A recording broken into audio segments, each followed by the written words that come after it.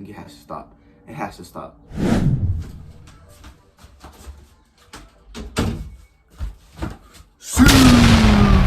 Around the world, around the world.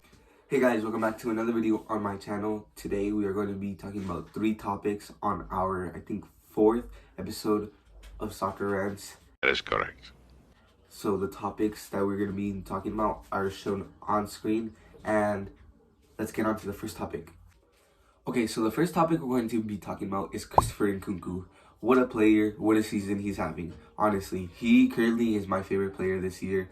30 goals and I think like 12 assists. I'm not sure, I forgot at the time of recording this. And honestly, I do think he's up there to win the Ballon d'Or. Like, maybe not win it. Like, there's been better players. Maybe Robert Lewandowski, Mohamed Salah, Karim Benzema, just to name a few. But he's been absolutely amazing. Like, day in, day out, this guy is working hard. This guy knows how to do everything. He knows how to defend. He knows how to attack. His dribbling is super silky. He's just amazing, honestly. And he's gotten a bunch of offers.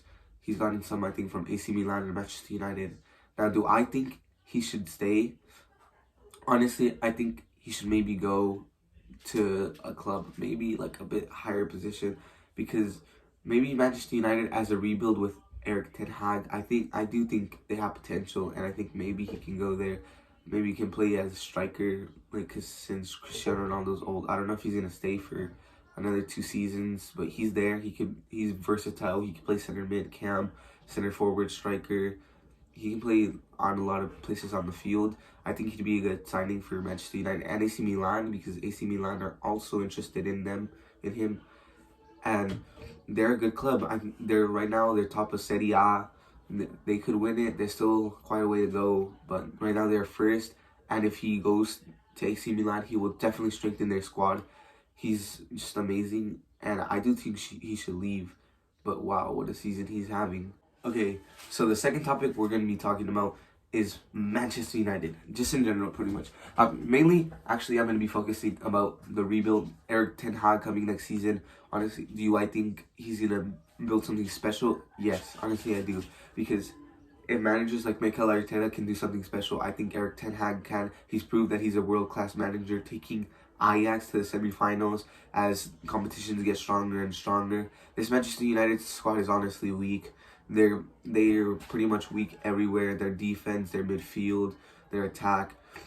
We're relying on David De Gea to save everything and Ronaldo to score every shot, but they can't rely on everything with those two. Honestly, I think he's gotten 200 million to rebuild the squad.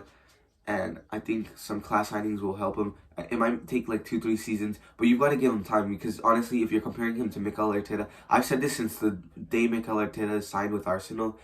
He's a good manager. He just needs time to rebuild a team. And look what he's doing. He's currently challenging for top 4 football. His team plays good football. A bit inconsistent at times, but he's rebuilding. Like, from where they started to where they are now, they're a lot better. And honestly, I think the same thing can happen to Manchester United, and even more, because they are a bigger club. And I do think Erik ten Hag is a better manager than Mikel Arteta. Only time will tell. He just needs to sign some defenders and some midfielders. Honestly, I think Fred can stay. A bit inconsistent as well, but I think he's pretty good. Just give him another CDM partnership. And honestly, I'm going to be honest with you. If you can't have Cristiano Ronaldo in your team without having players that can support him. Because last season, if you saw, they were runners-up. They didn't have Ronaldo, and everyone's stats were so much better. Bruno had so much goals, so did Edison Cavani. Everybody had so much more goals and assists. It's more free-flowing football. But you have to understand, with the type of player Cristiano Ronaldo is, you need to constantly be giving him balls.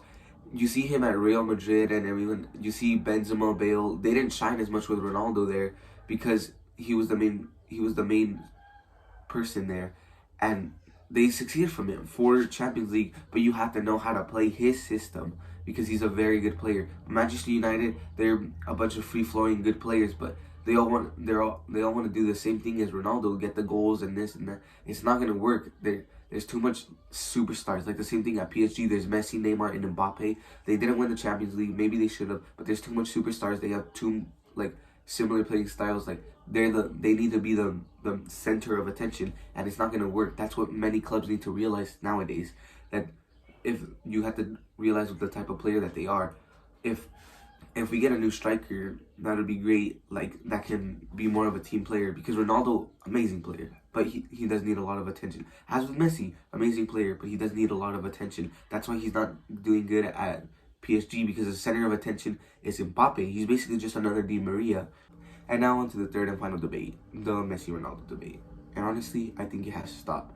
It has to stop, at least for now, because they're no longer in their prime. They're 35 and 37 respectively.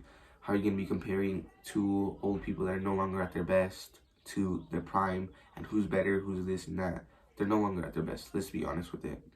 We've had the two best players of all time in the same generation, and we should just be appreciative of that. Once they retire, yeah, maybe we can go back to talking about it. Like, in their prime was when we were talking about it, but we're still comparing them when they're no longer at their best. There's no need. There's no need. Me personally, though, I'm going to be honest. I am a Messi fan. I am a Barca fan, and I was always raised under, like, oh, Messi's better. And I just think that personally. Maybe you think Ronaldo's better. Doesn't matter who you support. Doesn't matter if you're a Barca fan. Doesn't matter. You can still be a Ronaldo fan. They've both done so much. They've both been so good at international and club success. Honestly, they've won so many. They broke so many records. Like Messi having the most Ballon d'Ors and Ronaldo having the most goals of all time.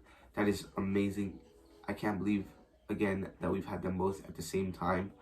Honestly, though, a dumb thing that I do find that Ronaldo fans do say is that that Ronaldo had won an international trophy and Messi hadn't. And when Messi had won an international trophy, they were like, oh, but the Copa America isn't as good as the Euros. It's still a good trophy. Like, let's be honest. He still won an international. If you're bragging about it and he won it, and now you guys are complaining. It was against Brazil in the final as well. One of the best teams of all time. They've won the most World Cups of all time. And honestly, let's just watch them play.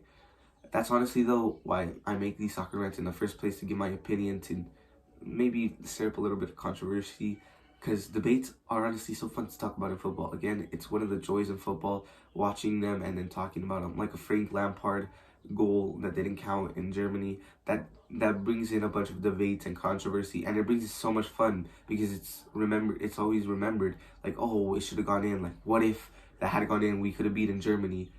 Debates are so fun, and the Messi and Ronaldo debate is fun. I think we should debate about it. Maybe not right now because they're no longer in their prime, but in a few years when they're both retired, yeah, it'd be fun to talk about it, honestly. Lightheartedly, it'd be fun to talk about it. And that, guys, is the end of the video. I hope you guys enjoyed it. I did enjoy talking about these three topics. Honestly, it was so fun. Thank you guys so much for watching. And a little announcement before I go. I'm going to try to make soccer rants every Wednesday, and I'm going to try to record a video every Sunday. So 2 videos in the week. So soccer rants weekly I'm going to try, and whatever I post on Sunday. And that is it. Thank you guys so much for watching. Don't forget to like and subscribe and comment, and I'll see you guys all in the next one.